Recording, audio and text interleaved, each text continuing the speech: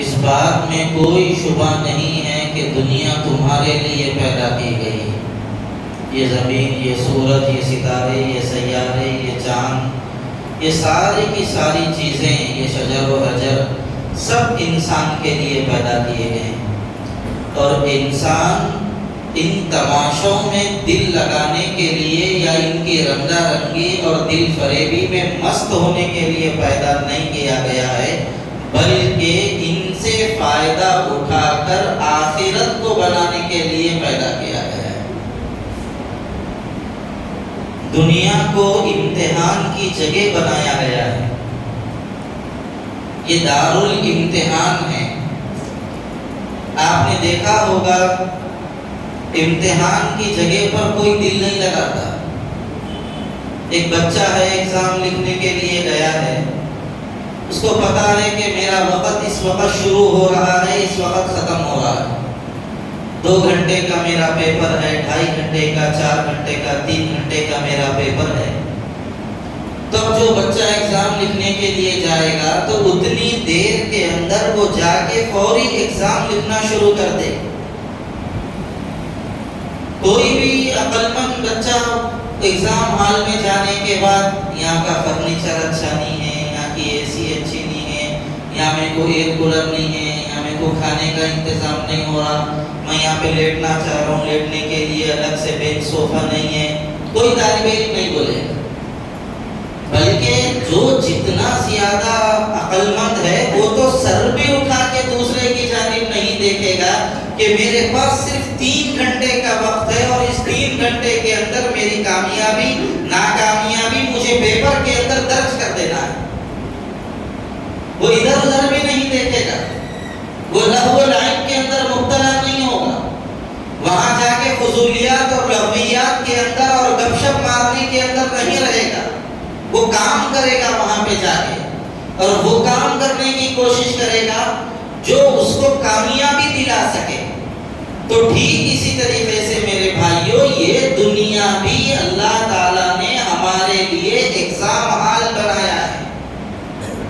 ہم یہاں پر آوارہ بن کے پیدا نہیں ہوئے، ہم یہاں پر آزاد بن کر پیدا نہیں ہوئے، ہم ایک مقصد کے لیے یہاں پر آئے ہیں۔ جس طرح امتحان حال میں ایک بچہ ایک مقصد کے تحت جاتا ہے اور اس مقصد کے اندر جا کر اپنے آپ کو لگا دیتا ہے، ایسے ہی ہم یہاں دنیا کے اندر آئے ہیں تو ہماری پیدائش کا بھی ایک مقصد قرآن کریم میں اللہ نے فرما دیا کہ تم دنیا میں جا کر میرے ہو کر رہو، غیر کے حوالے مت ہو جاؤ۔ وَمَا خَلَقْتُ الْجِنَّ وَالْإِنسَ إِلَّا لِيَعْبُدُونَ، کہ ہم نے انسانوں کو اور جنات کو محض اپنی عبادت کے لیے پیدا کیا ہے۔ دنیا میں جانے کے بعد میرے بندو میرے ہو کر رہو، غیروں کے حوالے مت ہو جاؤ۔ یہاں کے مال، یہاں کے جائیداد، یہاں کی لذتیں، یہاں کی فانی خواہشوں کے حوالے اپنے آپ کو مت کرو۔ وہاں جا کر تم میری تابعداری کرو، فرما برداری کرو، رسول اللہ صلی اللہ علیہ وسلم کی اطاعت اور ان کی سنتوں کی مکمل طور پہ پیروی کرو۔ یہ کام دے کر اللہ تبارک و تعالیٰ نے دنیا کے اندر بھیجا ہے۔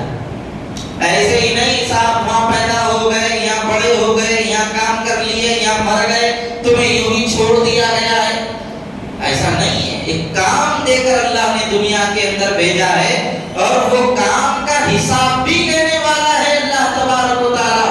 میں نے تم کو جو کام دے کر بھیجا تھا وہ کام تم نے کتنا کیا، تم کتنے کامیاب رہے، کتنے ناکام ہوئے، اس کا باضابطہ رزلٹ آنے والا ہے قیامت کے دن۔ اس لیے دنیا سے دل لگانا سوائے بے وقوفی کے کچھ بھی نہیں۔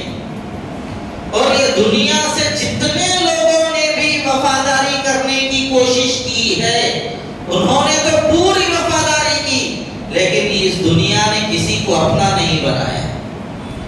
یہ دنیا کسی کو اپنا نہیں بناتی، یہ تو جو سامنے آ گیا اس کو تھوڑا اپنا رنگ دکھا دیتی ہے، بس اس کی ہوتی نہیں ہے۔ ایک مرتبہ ایک مزدور کے سامنے دنیا بڑی خوبصورت حسین و جوان لڑکی بن کر آئی۔ ہمارے بڑے مثال دے کر سمجھاتے ہیں، دنیا ایک مزدور کے سامنے ایک حسین و جمیل لڑکی بن کر آئی تو اس مزدور نے اس کے حسن کو دیکھ کر اس پر فدا ہو کر یہ کہا تم میرے سے شادی کر لو گی؟ اس نے کہا کیوں نہیں، لیکن مزدور ہے، مجبور ہے، کیا کرے گا؟ سیٹ کے پاس گیا پیسہ لینے کے لیے، سیٹ صاحب کچھ پیسے دے دیجئے میں شادی کر لینا چاہتا ہوں۔ سیٹ نے کہا تیرے کو بچی کون دے رہے؟ بولے یہ بچی، ارے اتنی خوبصورت بچی تیرے جیسے مزدور کے پاس رہ کے مجبور ہو جائے گی، نہیں میرے گھر میں رہنے کے قابل ہے، میں ہی کر لیتا ہوں اس کو۔ دو دعوے دار ہو گئے، اب سیٹ میں اور اس مزدور کے اندر جھگڑا ہو گیا۔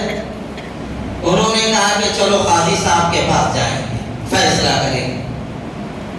قاضی صاحب کے پاس گئے تو قاضی صاحب نے کہا تمہارے پاس کیا ہے؟ خالی مال ہے، اور تیرے پاس کیا ہے؟ کچھ بھی نہیں ہے، تو پیدل ہے، یہ تو میرے پاس پڑھے لکھے آدمی کے پاس رہنے کے قابل ہے ہی نہیں، میں ہی کر لیتا ہوں اس کو۔ تین دعوے دار ہو گئے، جھگڑا اور بڑھ گیا۔ اب یہ تینوں مل کر ان لوگوں نے کہا کہ نہیں ایسا مسئلہ حل ہونے والا نہیں ہے، بادشاہ سلامت کے پاس جائیں گے۔ لہذا بادشاہ کے پاس گئے تو بادشاہ نے یہ کہا تو قاضی میرا ملازم، تو سیٹ میرے سامنے تیری اوقات کیا ہے، اور تو بالکل پیدل ہی ہے، مجبور ہے، لہذا یہ لڑکی تو محل میں رانی اور ملکہ بن کر رہنے کے قابل ہے، لہذا اس کو میں کر لیتا ہوں۔ چار دعوے دار ہو گئے تو اس دنیا نے دیکھا ہے، نوجوان لڑکی نے دیکھ کر یہ کہا ایک انار کے چار بیمار، لہذا ایسا نہیں ہوگا۔ اس نے کہا کہ اب میں دوڑوں گی، جو آ کر مجھے پکڑ لے میں اس کی ہو جاؤں گی۔ اب وہ اس نے دوڑنا شروع کیا۔ اب بادشاہ سلامت کھاتے پیتے چلتے پھرتے ہی نہیں، ان کو دوڑنے کہاں سے آتا، تھوڑی دیر چلے گئے، گر گئے، پڑ گئے، ختم ہو گئے۔ اس کے بعد قاضی صاحب بھی تھوڑی دیر گئے، ختم ہو گیا قصہ۔ اس کے بعد سیٹ صاحب بھی اور تھوڑا آگے دوڑے، سیٹ صاحب کا بھی قصہ ختم ہو گیا۔ مجبور مزدور بھاگتا رہا، بھاگتا رہا، بھاگتا رہا، آخر میں گر گیا تو اس نے پلٹ کر یہ کہا تمہارے جیسے اب تک کروڑوں میرے پیچھے بھاگتے ہوئے آئے ہیں، میں کسی کی نہیں ہوئی، تمہاری کیا ہوتی؟ دنیا اتنی بے وفا ہے، یہاں پر وفا اور دنیا سے دل لگانا یہ سوائے بے وقوفی کے کچھ بھی نہیں۔ اسی لیے قرآن کریم میں اللہ تبارک و تعالیٰ نے فرمایا دنیا دھوکے کا سامان ہے، یہاں کا مال، یہاں کی جائیداد، یہاں کی ثروت، یہاں کی عزت، یہاں کی دولت، یہاں کی ساری نعمتیں سب یہیں رہ جائیں گی، اور انسان جب یہاں سے جائے گا تو یہ دنیا دے گی نہیں صاحب، جتنا ہے سب کچھ چھین لے گی، بلکہ بدن کے کپڑے تک اتار لے گی۔ یہ دنیا کچھ نہیں دیتی، جتنا ہے سب چھین لیتی ہے۔ وہی 2 گز کفن کے کپڑے میں 2 گز قبر کے اندر دفن ہونا ہے، بس اس کے علاوہ ہماری کوئی اور حیثیت نہیں۔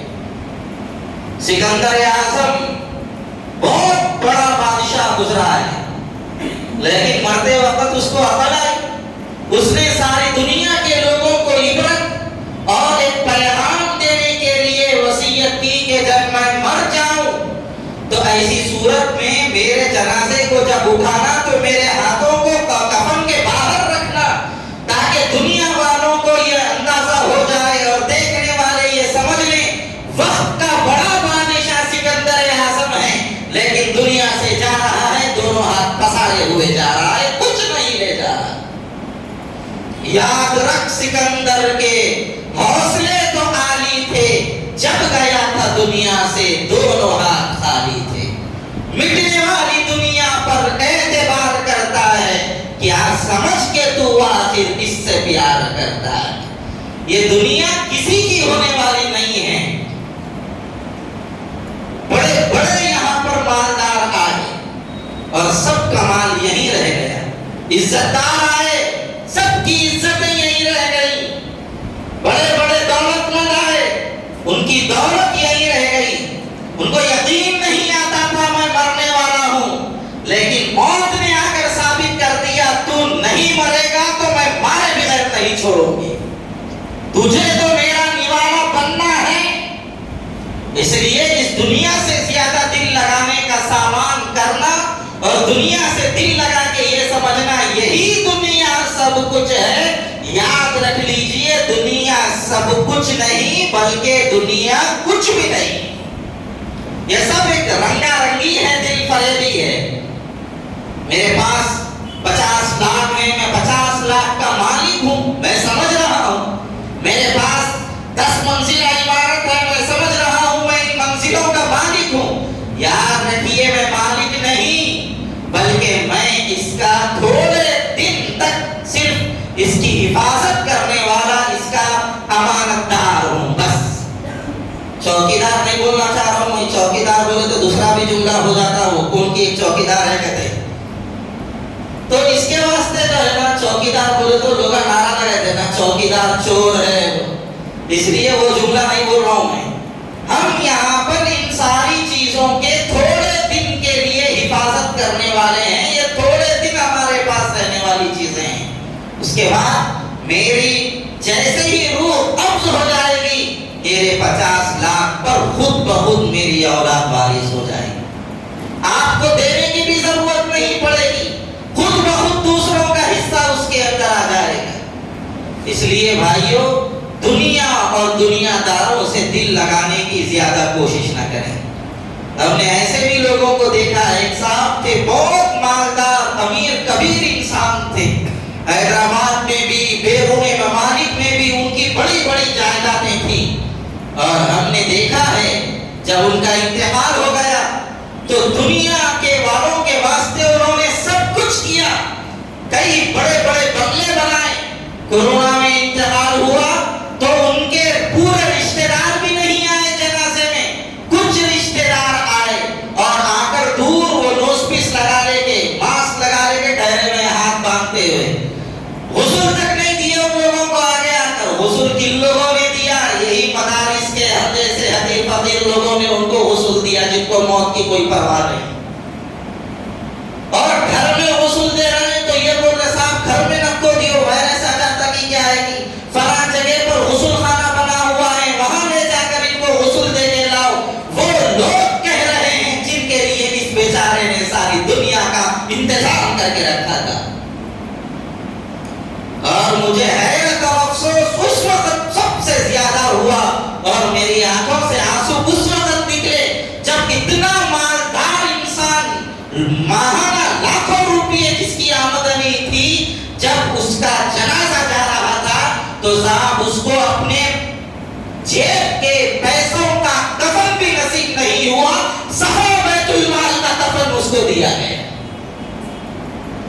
یہ دنیا سب چھین لیتی ہے، یہ دنیا کچھ رکھتی نہیں ہے، اس لیے دنیا میں اپنی مالداری پر، اپنی عیش و عشرت پر، اپنی جائیداد پر، اپنی حکومتوں پر ناجائز نشے میں مبتلا ہو جانا سوائے بے وقوفی کے کچھ بھی نہیں ہے۔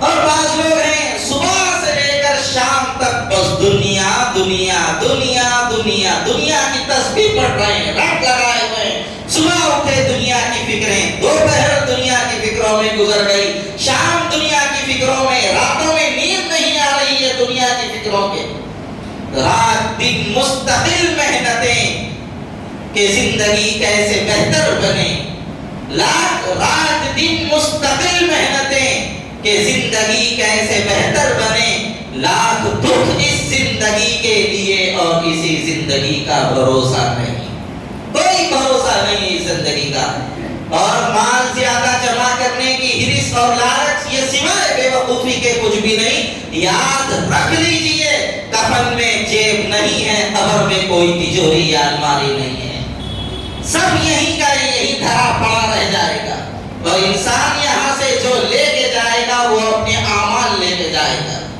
حرام و حلال کی تمیز آج ختم ہو چکی ہے، صاحب حرام کیا ہے حلال کیا ہے لوگوں کو کوئی احساس نہیں رہا، اچھے اچھے لوگ تک حرام و حلال کی تمیز اس وقت نہیں کر رہے ہیں، بس مال آ جائے، کہاں سے آئے اس کی کوئی پرواہ نہیں، بس ہمارے پاس مال آنا چاہیے،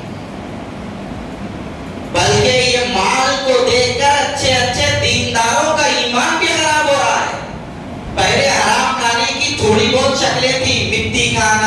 یا کسی کا لوٹ کے کھا لینا یا شراب وراب پی لینا اس کو حرام سمجھتے تھے. اب حرام کی بہت شکلیں عام ہو گئی ہیں. وہ کمپنی میں انویسٹ کر دو, ماہانہ اتنے پیسے لے لو, ادھر 1 لاکھ لگا دو, ماہانہ اتنے لے لو. حرام و حلال کی کوئی تمیز نہیں, بس یہاں اتنے لگے تو اتنے مل رہے گئے لگا دی. صاحب وہ کمپنی حلال کاروبار کر رہی ہے, حرام کاروبار کر رہی ہے, کوئی احساس نہیں ہے. ہم کو جو پیسہ مل رہا ہے وہ حلال کا ہے حرام کا ہے, کن بنیادوں پر مل رہا ہے کوئی احساس نہیں. ایک مرتبہ ہمارے چند جاننے والے حفاظ علماء بھی ایک کمپنی میں پیسے لگا دی. میں ان سے کہا کہ ارے نکو کرو, ذرا معلوم کرو پورا کہ کمپنی میں جو پیسے لگا رہے ہو حلال ہے حرام ہے, تم نفع میں کتنے شریک ہو, نقصان میں کتنے شریک ہو. ارے تمہارا کیا معلوم, پاگل باتیں کرتے رہتے. آپ دیکھو وہاں مہینے کو 3,000 روپے لگائے تو انہیں 15 دن کے اندر ہم کو جو ہے نا 4,000 سے زیادہ پیسے واپس کر دیا. پیسہ لگایا, فیس بڑھتی گئی 3-4 مہینوں میں کمپنی غائب ہو گئی. میں نے کہا اچھا ہوا تم لوگ حرام و حلال کی تمیز کیے بغیر جاؤ گے تو ایسے ہی گڑھوں میں پڑو گے. اور یاد رکھیے حرام کا آتا ہوا بہت اچھا نظر آتا ہے, لیکن آتا ہے حلال میں سے جتنا حلال ہے وہ بھی لے کے چلا جاتا ہے. آج لوگ تمیز نہیں کر رہے حلال و حلال کی. بلکہ میں یہ کہوں تو شاید آپ حضرات میری تصدیق کریں گے, انسانوں کی حالت اس وقت مال کے پیچھے بیلوں کی طرح ہو گئی ہے. سر جھکا رہے, ادھر مال ادھر گئے, ادھر مال ادھر گئے, ادھر مال ادھر گئے, بس یہی حالت ہو کے رہ گئی ہے سب کی. مال مال مال مال, بس ایک ہی رٹ. میرے بھائیوں ہوش میں آنے کی ضرورت ہے. اللہ تبارک و تعالیٰ کا خوف, اللہ کی خشیت, اللہ کی محبت اپنے دلوں میں رکھنے کی ضرورت ہے. دنیا ختم ہو جائے گی, دنیا کی نعمتیں بھی ختم ہو جائیں گی, اور یہ ختم نہیں ہوئی تو اس سے پہلے ہی ہم ختم ہو جائیں گے. یہ دنیا ایسی کی ایسی رہے گی, یہ بلڈنگیں ایسے ہی رہیں گی, یہ سب ایسے ہی رہیں گے. ہم جا کے گورے غریباں اور قبرستان کے اندر دفن ہو جائیں گے, وہاں پر ہمارے ساتھ صرف ہمارے اعمال رہیں گے. اس لیے لیکن اس کا یہ مطلب بھی مت سمجھیے گھر میں بیٹھ گئے جا کے کیا ہو تم مل صاحب دن نکو لگاؤ بولے منے جاتا ہوں سے کام پہ, ایسا نکو کرو. اتنا کما کے رکھیے کہ آپ دوسروں کے آگے ہاتھ نہ پھیلا سکے. مرے دم تک کسی کے محتاج مت ہوئیے, اتنا ضرور کما لیجیے. اپنی ضرورت کا ایک گھر اپنے لیے رکھ لیجیے, اس سے زیادہ جو ہے وہ دوسروں کی خدمت کے اندر لگا دیجیے. آج ہریس اتنی زیادہ ہے, 4 گھر بڑی بڑی بلڈنگیں میرے پاس موجود ہیں. اما بابا کا 50 گز کا گھر ہے, میرے بھائیوں کے پاس گھر بھی نہیں ہے, اس میں بھی جا کے میں بولتا ہوں میرے کو بھی حصہ ہونا, اس میرے 5 گز آتی صاحب آپ بلائی 5 گز بھی ہونا میرے کو, میں چھوڑتا ہوں. اتنی ہرس دنیا کے لوگوں کے اندر ہے. اس لیے یہ دنیا جو بنائی گئی ہے ہم لوگوں کے لیے آخرت کو بہتر بنانے کے لیے بنائی گئی ہے. حضور نے فرمایا دنیا مزرعۃ الآخرہ, دنیا آخرت کے لیے کھیتی ہے. اور بزرگوں نے فرمایا الدنیا مستشفى وأوامر الله هي الدواء والدواء مر وهوى النفس علم من صبر على مرار الدواء خرج من المستشفى بالشفاء فله جنة المأوى. بزرگوں نے مثال دے کے سمجھایا دنیا ایک دواخانے کی طرح ہے, اور اللہ کے حکم اس دواخانے کی دوا ہے, اور دوا بڑی کڑوی ہے, اور نفسانی خواہشات انتہائی میٹھے ہیں. جو دوا کی کڑواہٹ پر صبر کر لے اور نفسانی خواہشات سے اپنے آپ کو بچا لے تو ایسا شخص دواخانے سے شفایاب ہو کے نکلے گا. جیسے ہی شفایاب ہو کے نکلے گا جنت اس کا استقبال کرنے کے لیے تیار ہے. اس لیے نمازیں پڑھیے, اللہ تعالیٰ کی فرما برداری کیجیے, اچھی صحبتیں اختیار کیجیے. آخرت بھی ہے, اس کا یقین ذرا اپنے اندر رکھیے. کئی مسلمانوں نے آخرت کو بھلا دیا ہے. ہم آخرت ہے, آج کئی لوگوں کو یاد بھی نہیں ہے آخرت بھی کوئی چیز ہے بول. اس لیے ذرا آخرت کو بھی یاد رکھیے. مرنا ہے, مرنے کے بعد اللہ کے سامنے حساب کتاب دینا ہے. یہ زندگی ختم ہو جائے گی، ہم یہاں بیٹھے ہیں، بیان ختم ہونے سے پہلے ہی ہماری موت آ جائے گی، مسجد کے باہر نکلنے سے پہلے ہی ہماری موت آ جائے گی، کوئی پتہ نہیں ہے۔ اس لیے جتنی زندگی ہے اللہ کے لیے اور اللہ کی اطاعت و عبادت کے لیے گزار دیجئے۔ داڑیاں اڑانا چھوڑ دیجئے، سروں پہ فیشنوں کے بالا رکھنا چھوڑ دیجئے، نمازوں کی پابندی کیجئے، دوسروں پر ظلم کرنا چھوڑ دیجئے، اللہ کی اطاعت اور اللہ کے نیک بندے بننے کی کوشش کیجئے۔ اللہ تعالیٰ صحیح علم و عمل کی اپنے کرم سے توفیق عطا فرمائے۔ وآخر دعوانا الحمدللہ رب العالمین۔